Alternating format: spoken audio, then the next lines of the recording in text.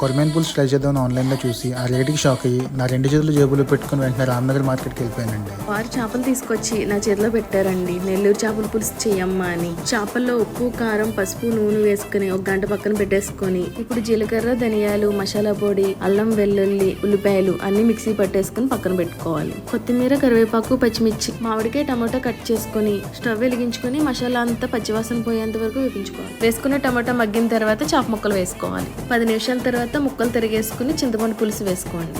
ఆన్లైన్లో 3 పీసులు 400 ఉందండి. అందుకనే ఆ 400లోనూ నలుగురికి 2 పూటలు సరిపడా పులుసు చేద్దామని ఛాలెంజ్ తీసుకున్నాం మేము. ఉప్పు, కారం అడ్జస్ట్ చేసుకుని మామిడికాయ ముక్కలు వేసుకోండి. చిన్నది బెల్లం వేసుకుని 20 నిమిషాలు మరిగిన తర్వాత కొత్తిమీర వేసుకుని దించేసుకోండి. ఈ పులుసు ముందు రోజు చేసుకుని ఒక నైట్ అంతా ఉంచుకుంటే టేస్ట్ వేరే లెవెల్ ఉంటుంది. కాకపోతే వెంటనే మనం తినేయాలనుకుంటే 2-3 గంటల ముందన్నా చేసుకుని ఉంచుకోండి. ఇలాంటి మిడిల్ క్లాస్ బడ్జెట్ రెసిపీస్ మీరు మా దగ్గర నుంచి ఏం కోరుకుంటున్నారో కమెంట్ చేయండి. అలాగే మన ఛానల్కి ఫాలో అయ్యి సబ్స్క్రైబ్ చేసుకోండి ఫ్రెండ్స్, ప్లీజ్.